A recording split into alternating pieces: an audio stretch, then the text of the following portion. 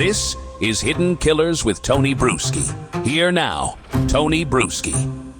I want to jump over to another piece here.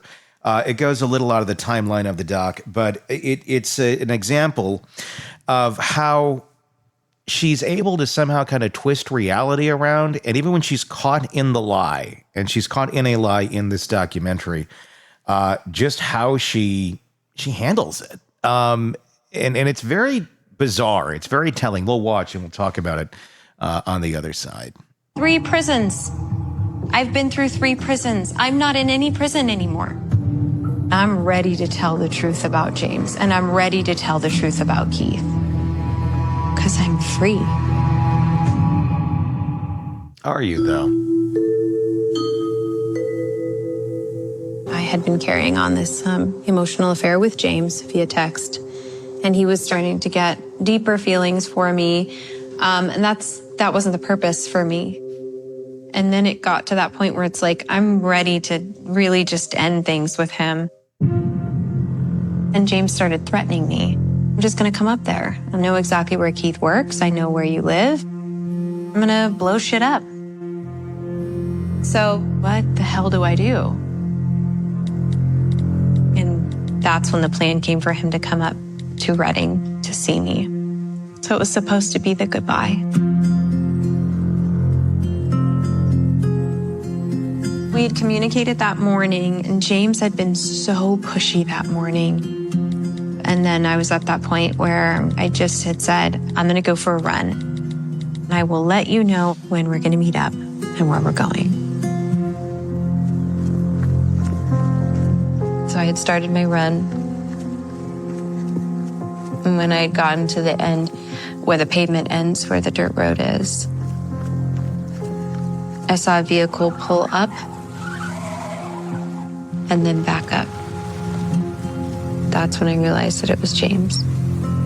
And my cell phone fell. And when I reached down to get my phone, that is the last thing that I remember. But there's this. After your release, you told Keith you pulled your hair out and placed your phone and earbuds on the ground on purpose to leave a clue that you'd been abducted.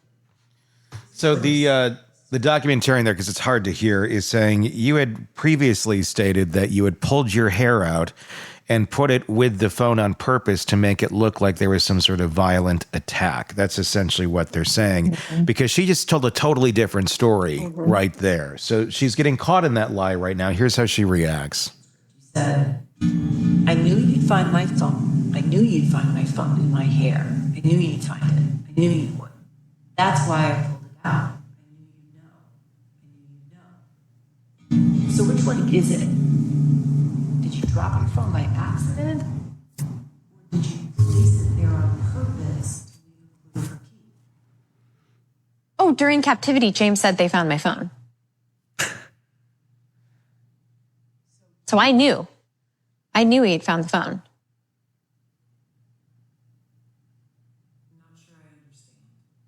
Because it wasn't even the question. So there was a elaboration around it, sure, and there was what's the word that you've used before that I can't? Thank you.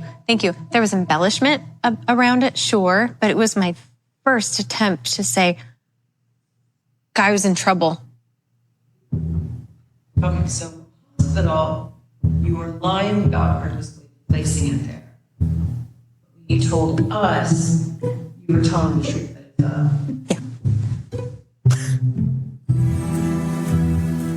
I have no memory of getting in the back of this vehicle.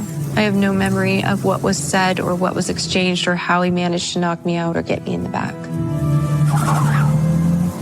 I have tried EMDR. I have tried hypnosis. I have tried therapy, but there is absolutely no memory of getting into the car. It's just not there. So she skirts around the whole damn question of why was you, because she said, I ripped out some of my hair, put it on the phone to make it look like there was a struggle, essentially. And they keep calling her out on it. Yes, they found my phone. Okay, that's not what we're talking about. We're talking about why did you do this?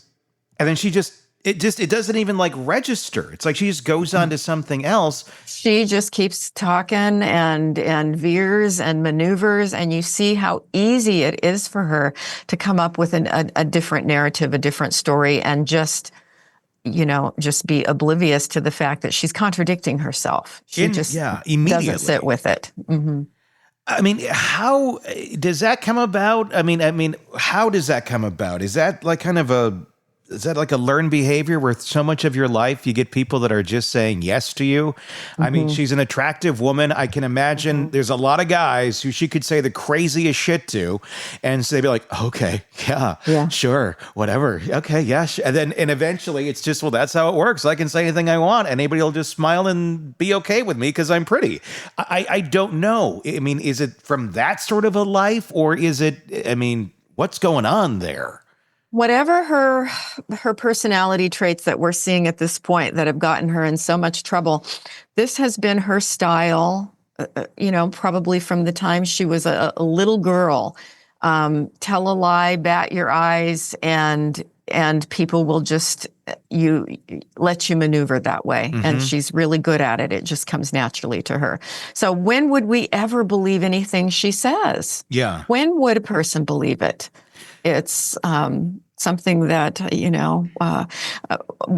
if there was, the truth serum that you could give someone, I mean, it would be shocking what the real story of this woman's life really is. Because get her really drunk and see what she says.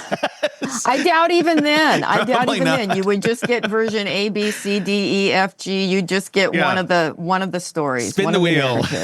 What do we land on right now? Yeah. I found it fascinating. Where she goes after she's having this emotional affair with her ex-boyfriend. I mean, she doesn't seem to think that she's operating 1,000% on her emotions. She doesn't seem to have any regard for anybody else's emotions. Saying that the deeper feelings, that's not what was the purpose of it for me when he started having deeper feelings. This is all according to her. And this was supposed to be the goodbye. Now, in no way, shape, or form am I saying, okay, if a girl leads you on, it's okay to go kidnap her. No, not at all. That's no way near of what I'm saying. What I'm saying is, if she doesn't seem to realize that if you're having these communications, and there's other parts of this doc where it turns out she told him to come up, they were going to go get together. There's text messages where she's saying that she wants to go live with him. So it's not just, hey, come up, let's talk for a few minutes and then be on our way. She's setting up a whole other story and a whole other life plan for somebody who's coming to get her. And then if she's being honest here and she doesn't want to go, then she says she was kidnapped. This guy doesn't have any sort of history of kidnapping people. There's no pattern of behavior here. I find it very hard to believe that just one day, this girl that he supposedly cares about and wants to protect would suddenly show up and just take her away and chain her up in a closet the way that she's explaining it. But again, it shows a deeper disconnect from anyone other than Sherri. Mm-hmm. That's been just kind of the ongoing theme in this. The way that she frames things in her mind, that's one weird way. Here's another weird way she frames the fact that she's not allowed to have contact with her children physically anymore after doing all of this. My children were not taken away from me. They were stolen by my ex-husband. I have never been ruled as a threat or a danger to my children. My children were never taken by the court. They were taken by Keith. Before I went to prison, Keith filed an order to get 100% physical and legal custody, and it was granted because I was going into prison. Yeah, tell me more about that. I have phone calls every Sunday. Generally, they're at a certain time, but he has a tendency to cancel them at the last minute or shift around the schedule. It's been that way for almost 2 years now. I'm going to go out on a limb and say she's projecting about canceling last minute or shifting around the schedule. That she's the one doing it. I'm gonna go out on a limb and guess that there. He was being responsible. He was taking custody of the children because she clearly has demonstrated she's not mentally fit to be a full-time parent or even part-time parent to these kids. when I had to go through a similar thing several years ago, I didn't have a Sherri Papini in my life, but I had something kind of like it, where it got to be really like, okay, you're not well enough to be around the kids. Every single person had told me, you have to look out for what's best for the kids. Do not let emotions get involved of, well, maybe it would be best if there was more interactions there and all of that. I had to do what was best for them. I did allow contact for a while. And eventually, through all of the not showing up, canceling last minute, that wasn't me. That was the other side. And so I can see what's going on here, where there's the erratic behavior of I'm going to change this because of how I'm feeling at that moment in time. He did what was right, and she's trying to frame it as if this is something horrible. She is the one who ran away from her family and still somehow thinks she's going to be entitled to have the same rights that she had previously. Is she just clueless in all this because it's just not going to go her way? Does she legitimately believe that she should have these things? Or is it just I'm going to stomp my feet and make myself look more like a victim publicly versus I actually want to have my children in my life?